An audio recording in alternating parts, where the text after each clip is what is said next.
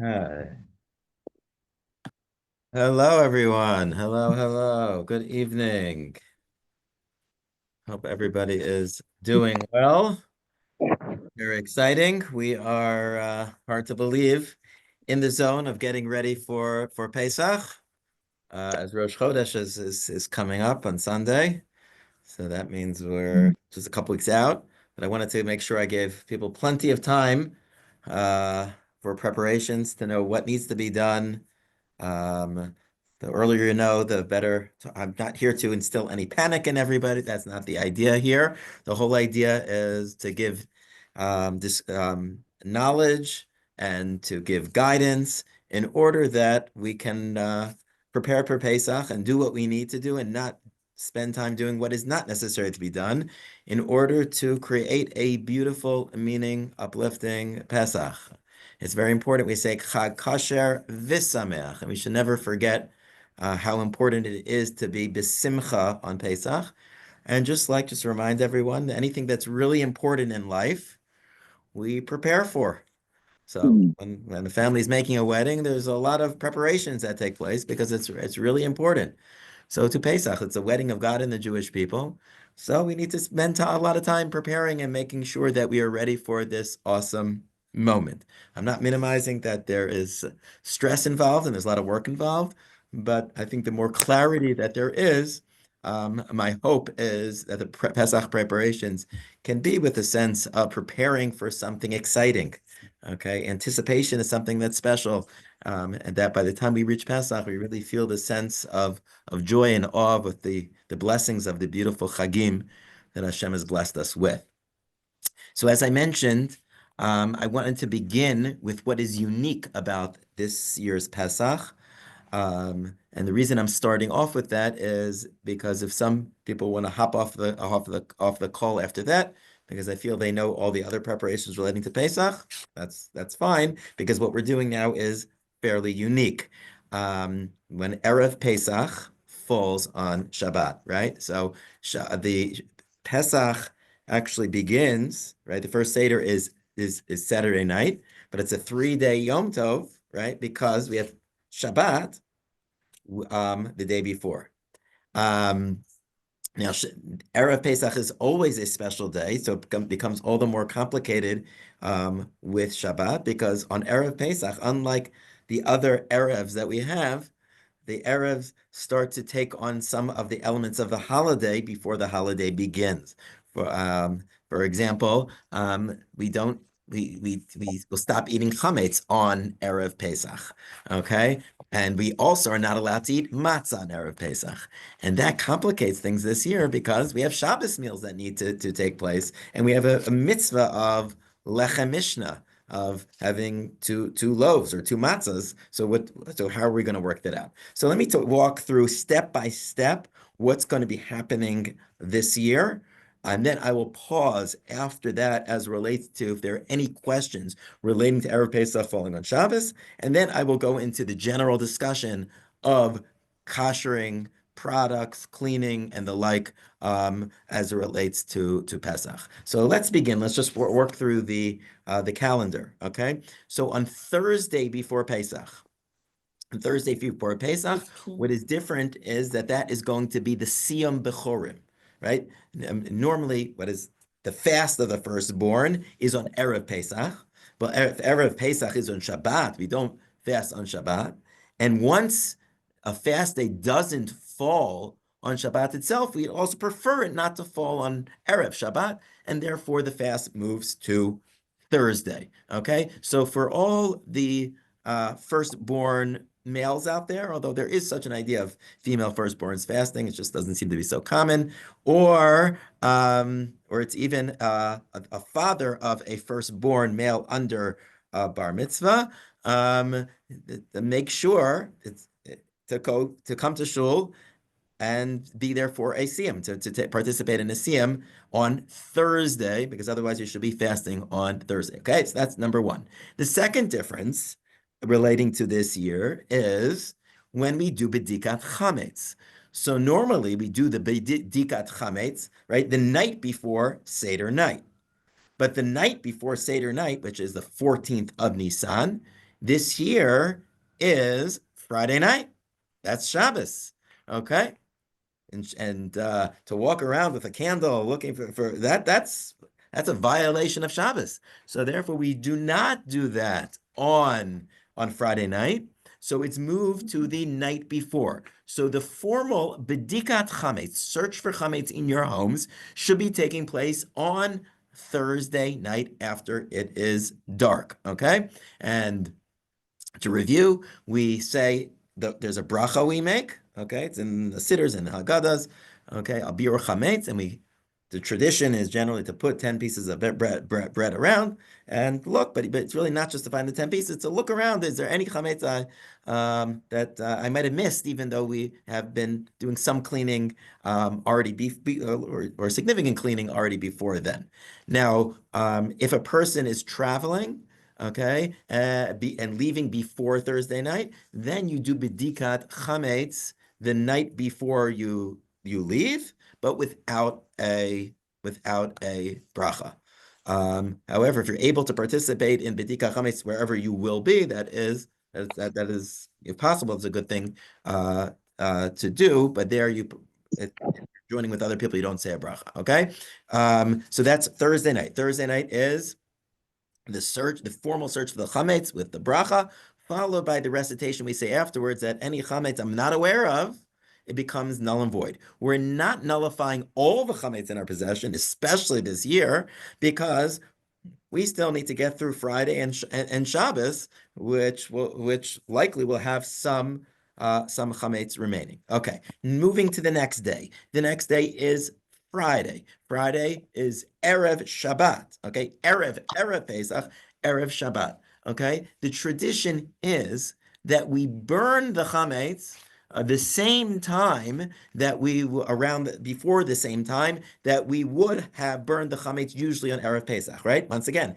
we can't actually burn the chametz on Erev Pesach because we can't. It's a biblical prohibition to make use of fire on Shabbat. So we can't do that. So we do the burning of the chametz on Friday. The time in Atlanta is before 12:21. However, we're doing this. The general approach is that we keep this tradition, so we don't forget this tradition, even though I might burn the chametz and then have a sandwich 2 minutes later. Normally, when I burn the chametz, that's it, done, finished with chametz. And we say the full nullification. This year we don't do full nullification. We follow the practice, if one can, to participate in that act of burning the chametz, but it does not reach the point of prohibiting the chametz because we've not reached the time of prohibiting chametz. The other thing that will be taking place on Friday morning, which affects me more than you, but it's a good reminder, which is that's when the actual sale of chametz will be taking place. Okay, so the forms just went out today.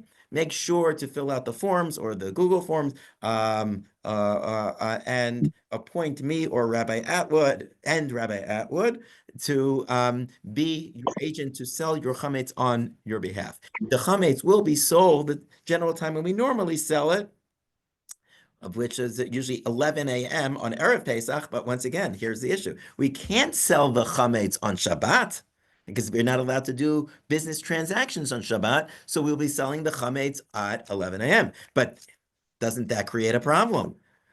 If we sold your chametz, then what are you going to eat for Friday night? So we specifically say that we are selling the chametz. However, our families, we're going to point it out to the non-Jew, and I think I put in some of the forms, right, that they're not selling the chametz that they had set aside to be used for Friday afternoon and Shabbat, okay? Because if we sold that, you're stealing from the non-Jew, okay? We're against chametz, but we're also very much against stealing. Okay, so we are not. So when we sell, we're not selling. We're selling everything else besides the stuff that is put aside to be used for Shabbat. Okay. The next element that is unique for this year, it relates to Seder prep. So normally right? The Erev Pesach is a very, very busy day because we're busy that day preparing for the Seder and running around and doing all these things, right? But a lot of the Seder preparing the charoset and the this and the that and the all that it takes to put the Seder together. So that really should be done on Friday because we can't prepare on Shabbat for after Shabbat.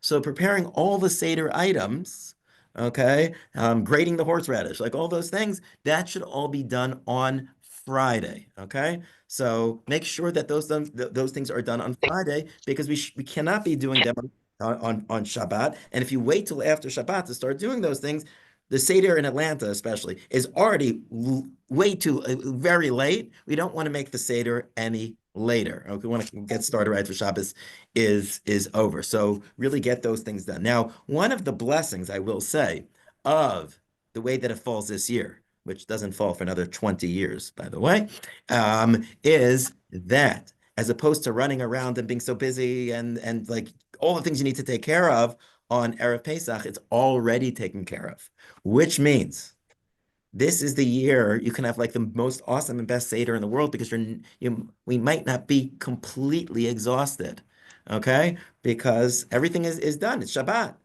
This is the year where hopefully you'll be able to get a Shabbos nap in. I always say, like, I'd love to get a nap Erev Pesach, but I never, ever, ever have a minute to do such a thing, right? But here, Erev Pesach, is Shabbos, there's much less to do to take to take a Shabbos nap. You shouldn't say, I am taking a Shabbos nap in order to say it for the Seder, because that you shouldn't articulate those words, because that's preparing, but in your mind, taking a nap, that's just fine. One last point here, I get to the primary issue of Erev Pesach falling on Shabbos, which is that that Shabbat is Shabbat HaGadol, right? The Shabbat before Pesach, Shabbat HaGadol.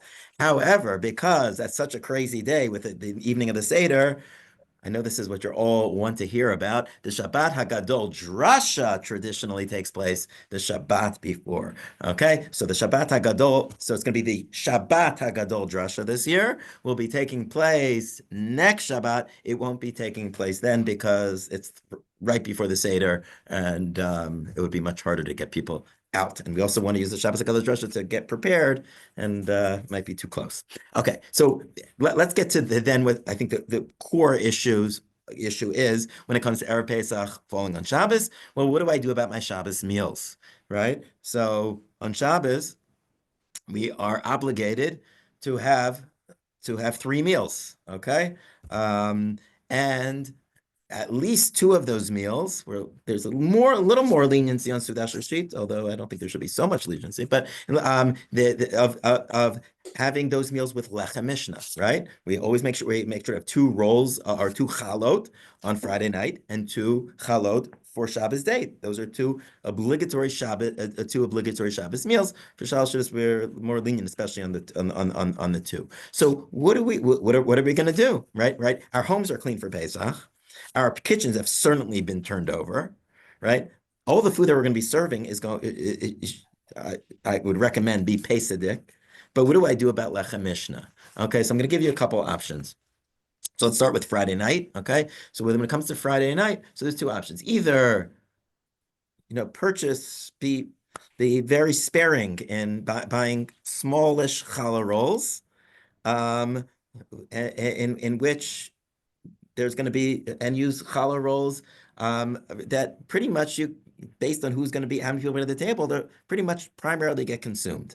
Okay, and so there's two ways to do this. Either have a separate tablecloth on top, so you make kiddush, right, and have a separate tablecloth, have wash, make hamotzi, wrap up that tablecloth. No more challah. No snacking on challah in the middle of the meal, and then bring the rest of the meal. What I think a lot of people do might have like a small table on the side. They'll wash, right, on the smaller table. Over that smaller table, can wash and make hamotzi, and that will be you had a motzi for the Friday night meal. Okay, so that's one way to do it. Another way to do it, and we see this is also for the next day, is if people just don't want to deal with challah at all, egg matzah. Okay, so egg matzah is something that's very interesting because egg matzah Egg matzah is not kosher, is not matzah that you can fulfill your mitzvah with. So remember, on Erev Pesach, we're not allowed to have matzah on Erev Pesach. So since we're not allowed to have matzah, you can have regular matzah that you can fulfill your mitzvah with, but you can have egg matzah. And the other good thing about egg matzah, although Ashkenazim especially have the custom not to eat egg matzah on Pesach, however, it's not chametz. Okay, and we don't eat it on Pesach, but it's not chametz. So therefore, right, that can count as lechem mishnah, but it's not matzah and it's not chametz, and that's one easier solution. So if you're going that path, make sure to buy egg matzah. Okay, this is like the year of buying egg matzah if you're going to go down that path.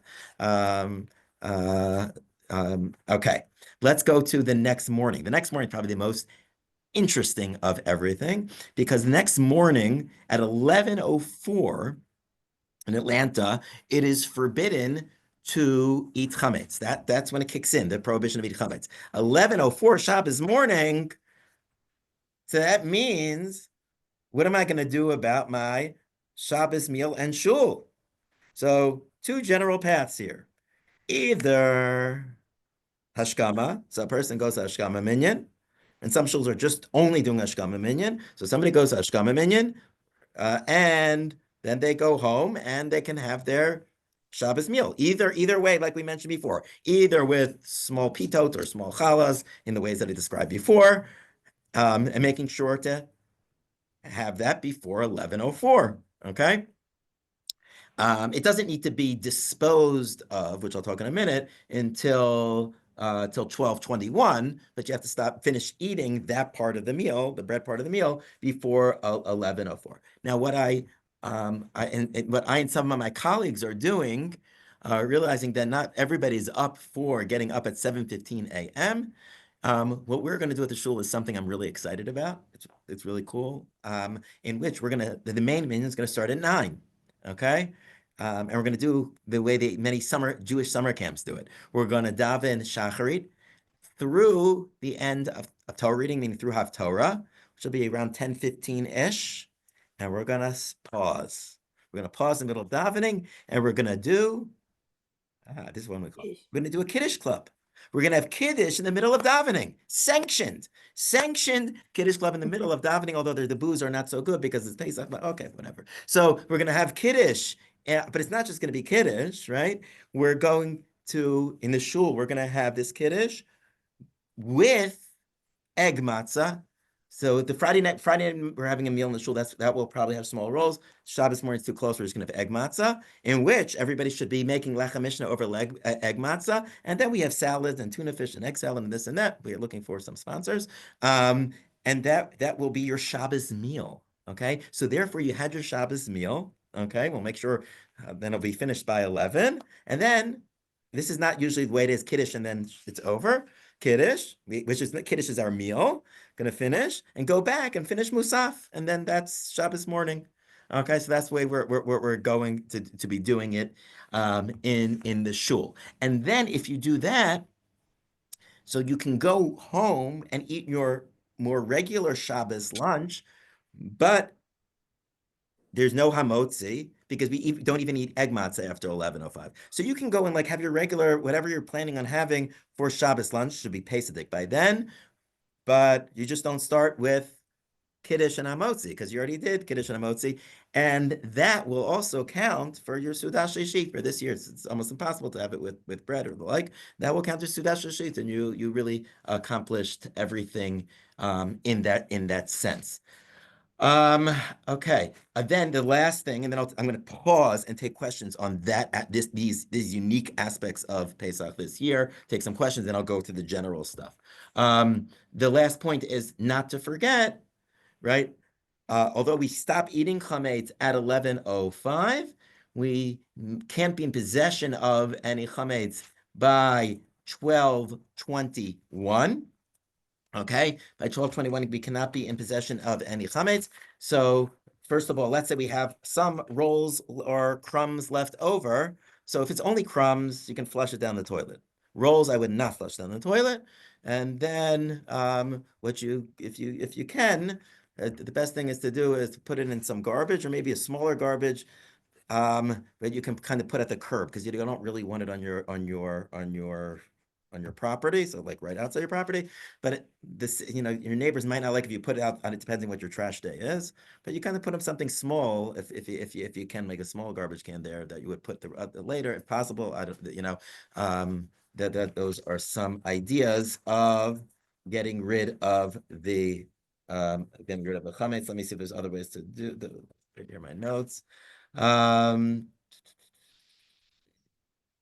yeah. So, right, put it in a trash can or bag, declare it ownerless, leave outside your property. If it's just small quantities, you might be able to flush it down the toilet. If there's a non-Jew, if you have any cleaning help, gift it to them. And then at 12:21, make the declaration. I know all chametz that may be in my possession, not in my possession. It's all annulled and void. Okay, gonna stop there. Take any questions on this aspect of Erev Pesach falling on Shabbos, and then I will go to the general preparing for Pesach stuff. So, Do you make Kiddush over wine on Saturday if it's after 11? so, we're gonna make Kiddush over wine at the. Sure. Right. We only really make Kiddush over wine if there's going to be Hamotzi said. Mm. Right. So we should structure the morning meal, right? The key here is the morning meal needs to be early.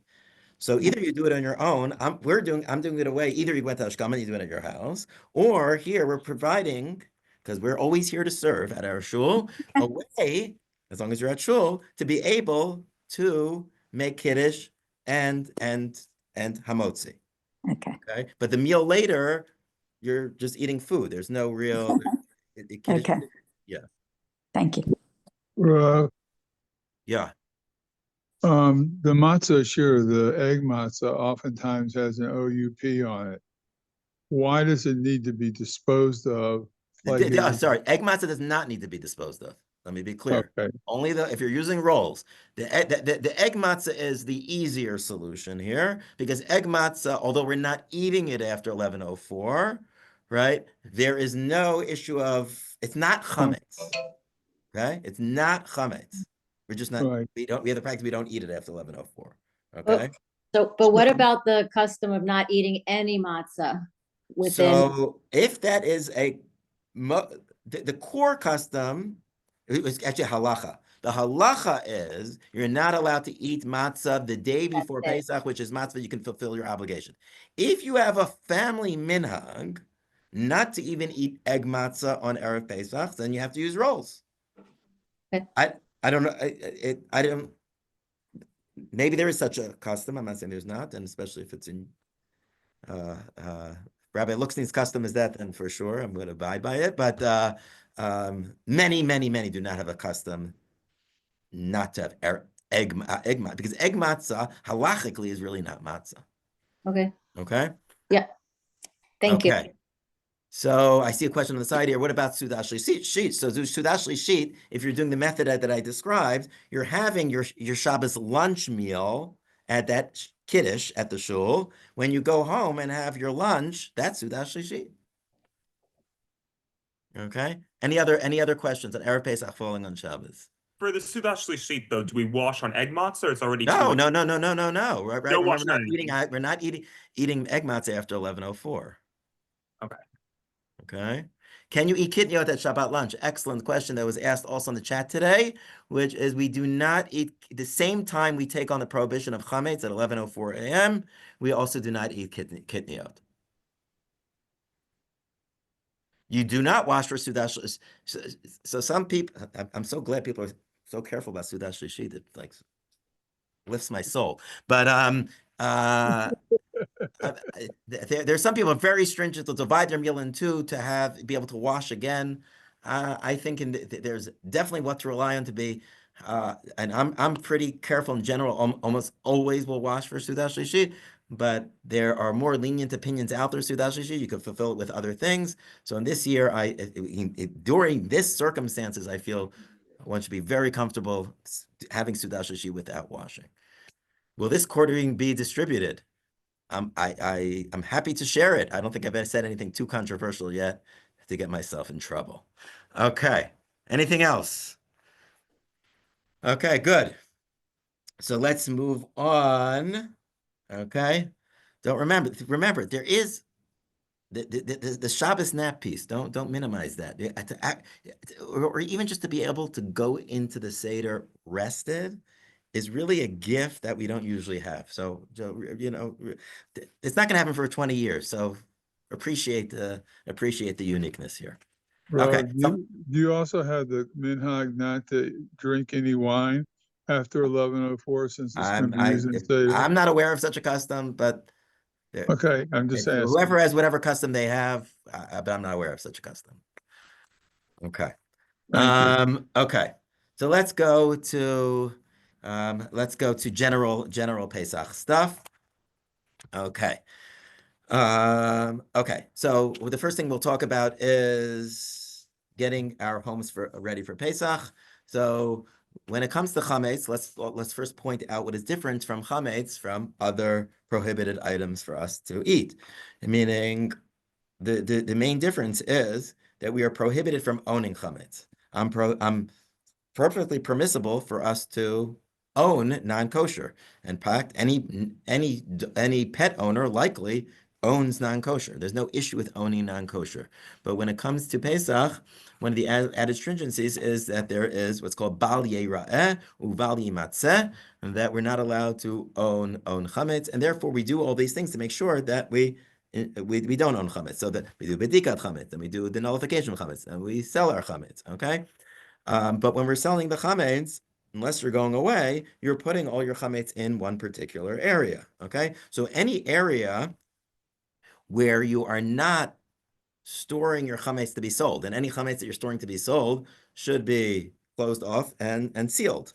Okay. By the way, you can even sell part of your refrigerated chametz. Okay, that's permitted. You'll just block off that part of the refrigerator, and okay, as long as there's something blocking it off, you can share. So you're not looking in any. You shouldn't be spending time cleaning or any area where you're storing chametz because you're storing chametz. Okay. Secondly, when one is preparing their home for Pesach, the key here is this is not spring cleaning. Okay, you want to do spring cleaning, you're welcome to do spring cleaning, but it's not what you need to do for Pesach. What you need to do for Pesach is to go through the house and say where might be there areas that there might be like actual chametz around, not crumbs. Okay, crumbs is not what we're not looking for. Crumbs we can't see; they're inedible. They're not okay. We're not looking for things that might be stuck under the refrigerator and gunky and this and that. Like we're not looking for that. We're looking for if you have young kids, the kid that has hiding under their bed, they took an Oreo cookie. Okay, but that's what we're looking for. So anything and any chametz that is not fitting for human consumption, like is that gross at this point? That's not what we're looking for. And if it's less than something of significance, if it's not readily edible for a human being that they would readily eat, it's not a problem. That's why anything that is like really small and it's stuck somewhere, or no, we don't need to like hunt and wonder if that's chametz. Okay, so if you're looking through, you going through your home, you're really just looking. You're not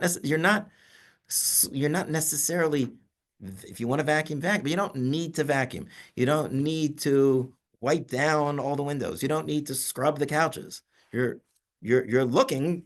Is there any like real what looks like chametz, right? That's what you're doing in the home in general. Okay, the areas that, frankly, the areas where it's more likely to have these things are coat pockets where you forgot that you left your granola bar there, right? That's where it's likely more likely to have these things, or your kids' backpacks. Oh, kids' backpacks. That is like, normally when we're searching for the 10 pieces, I don't find anything besides it. But the kids' but they're happy yours have. But the kids' backpacks, oh boy, that's like a given.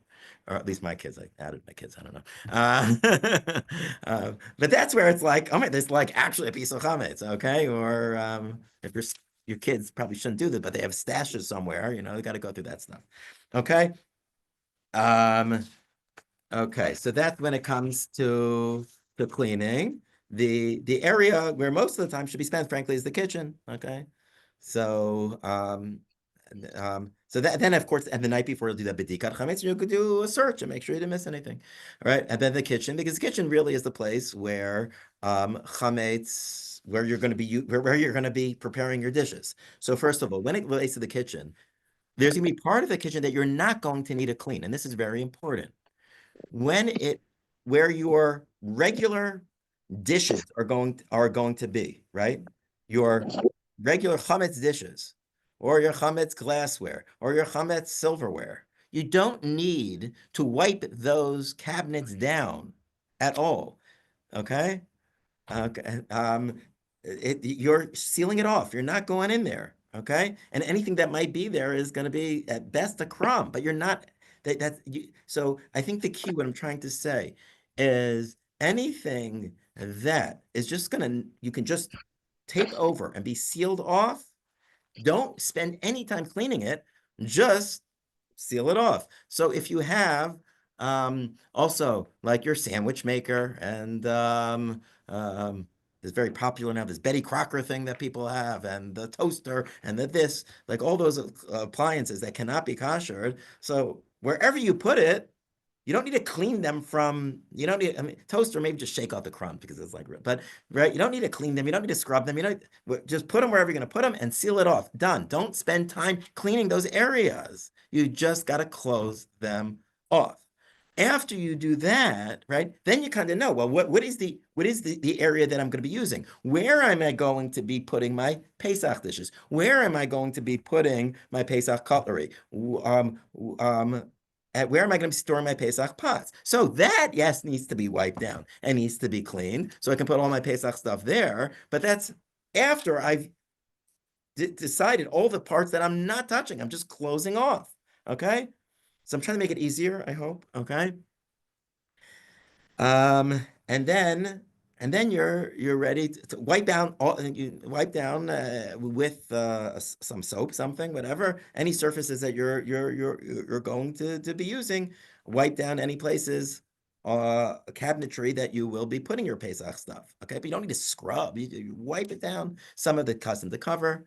Okay, so that's that.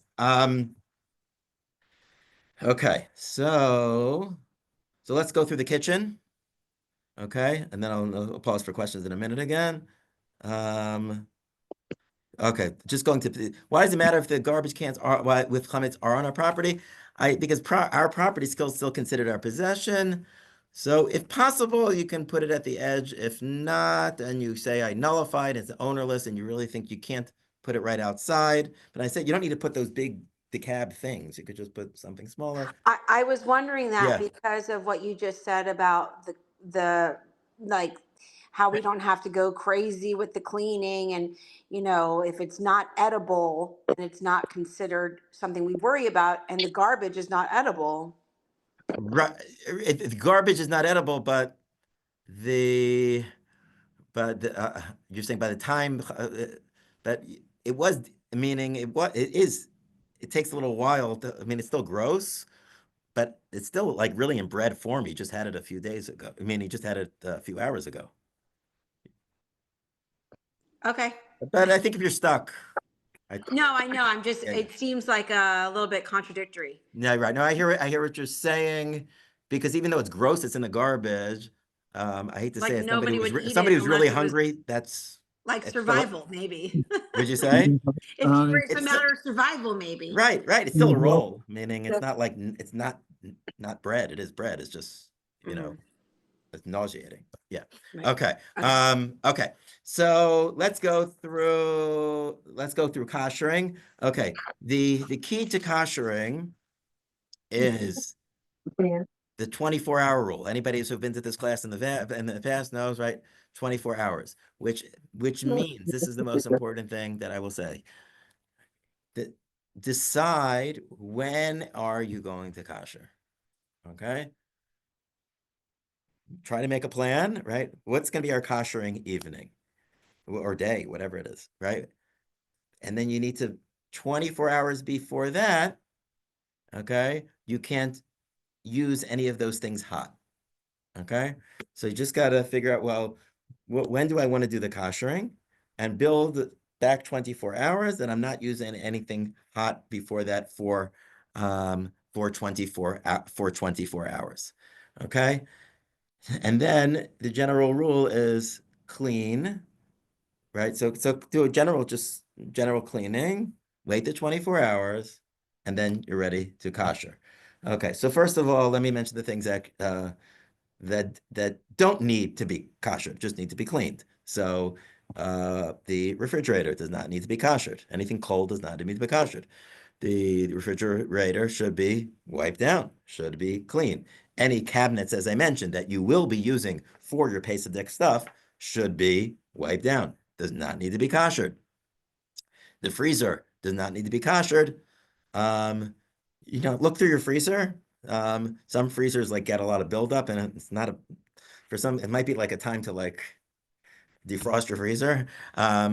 But it does not need to be koshered, but it needs to be wiped down and clean. What does need to be koshered? So let's go through the kitchen. So the sinks need to be koshered. Let's start with the sinks and the countertops. So the way the sinks and the countertops are koshered, the sink is koshered by boiling hot water. Okay, so and it could be it should be a pot that has not been used with 24 hours. Okay, so a pot that has not been used for 24 hours, even if it's a chametz pot, but it's clean and not being used 24 hours, you can also use that to kosher. Some prefer to use a Pesach one, but if you've got a bigger one, it's not a big deal. And so when it reaches a boil, boils bubbles, right? You pour it over the sink. The idea is as much as possible to get the pouring to be direct as much as possible. Okay, not to like pour and just let it slide over, but kind of like run it along as best as you can through the surface, including pouring it over the spout. Okay, that's how you kosher a sink.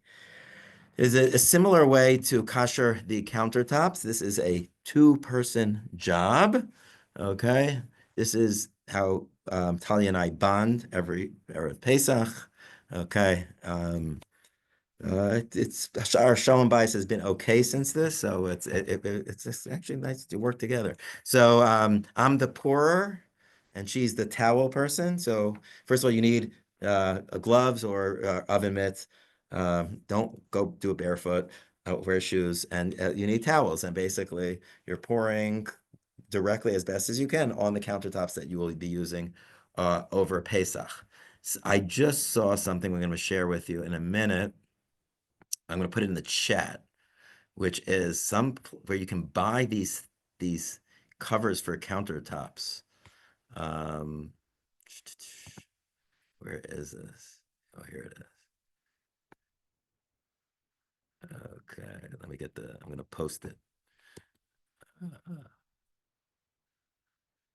Okay. These are like specifically made for Pesach. To like they're easy to put on, and you just peel them off after Pesach is over. Does tin foil work to cover countertops without koshering them? Tin foil is not ideal because it kind of does generate heat. I would say if you did 2 layers of tin foil, 2 layers of thin foil could work if you want to not kosher.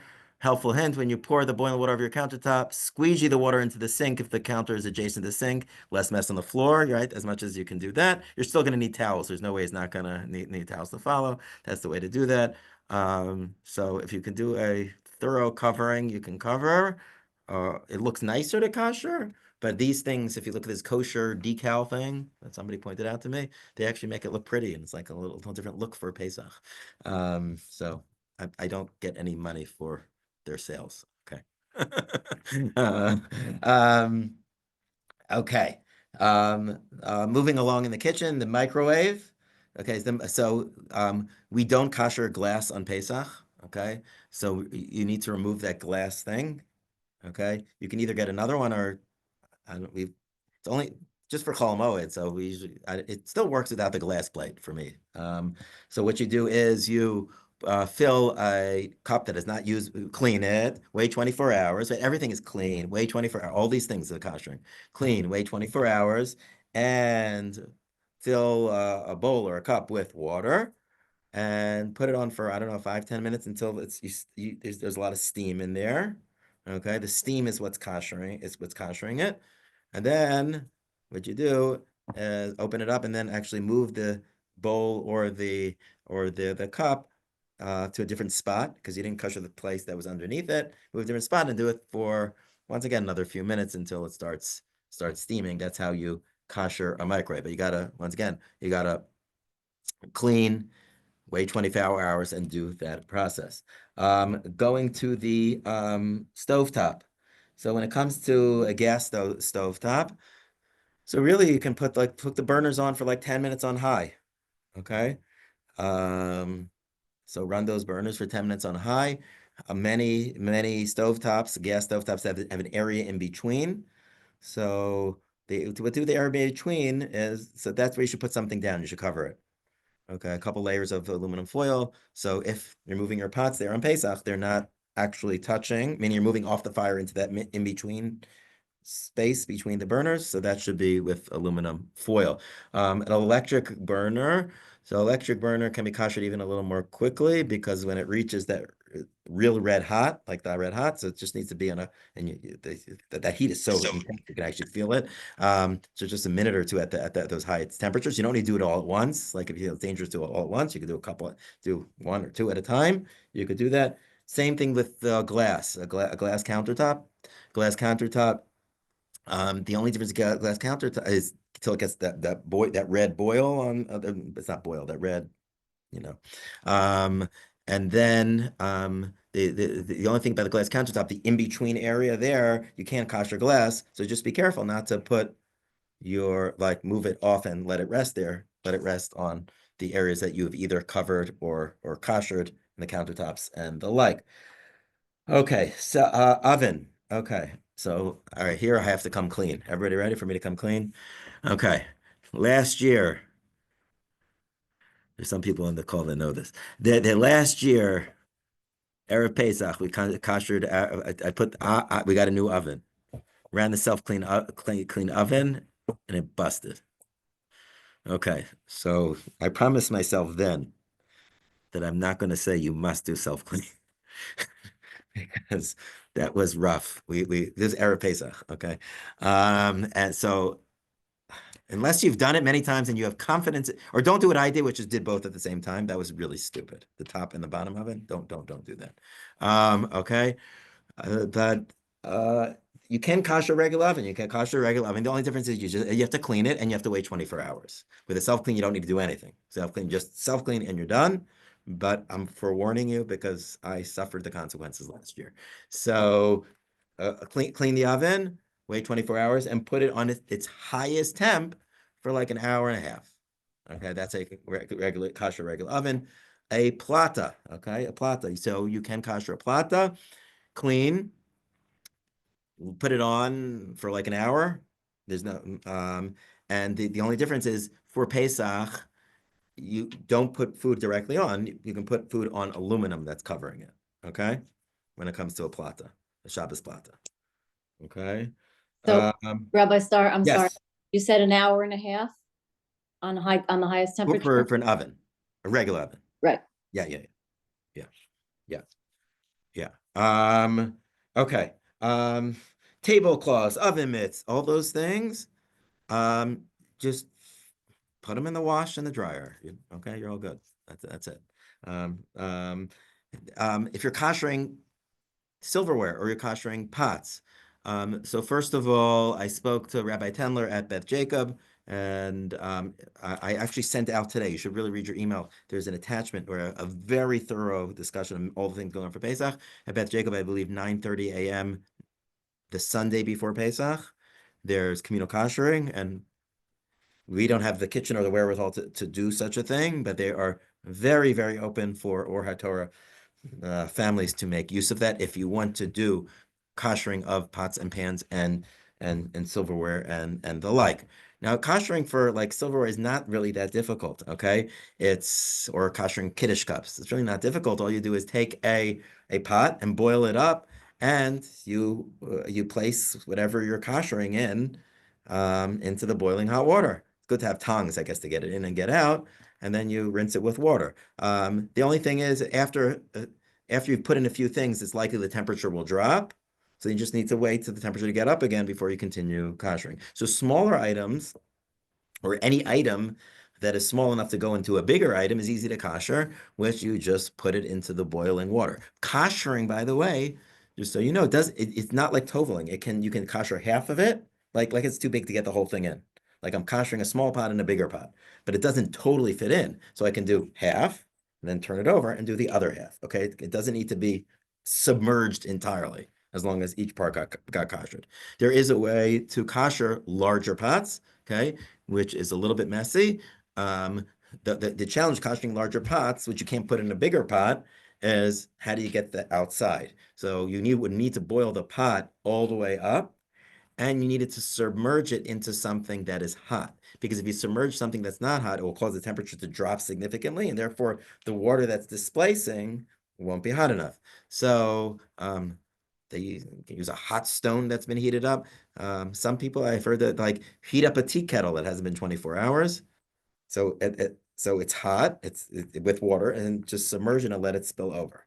So, it'll cause your fire to flicker and things like that, but um, um, that's the way you can do that.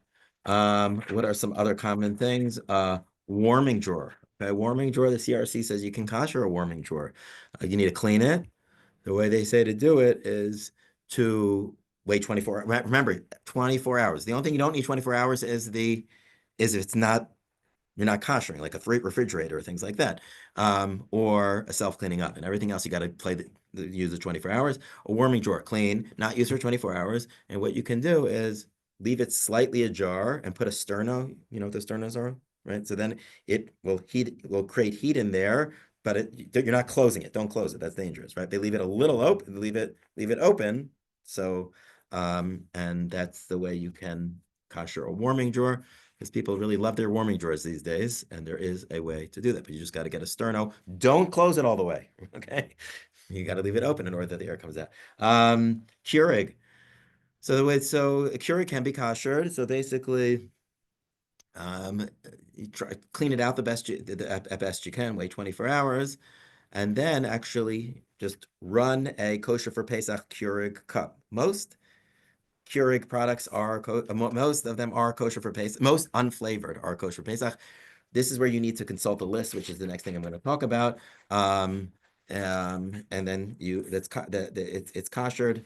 Hot water urn, Shabbos urn. So if you're sure you never washed it with chametz stuff, or you never really wash it, you kind of just leave it there, just rinse it out, but you never really wash it, and you never put challah on top to warm it up. Sometimes people do that. If you've never done any of those things, then you actually can just wipe it down and you can use it for Pesach. However, if you've done any of those things, then you would need a separate water urn.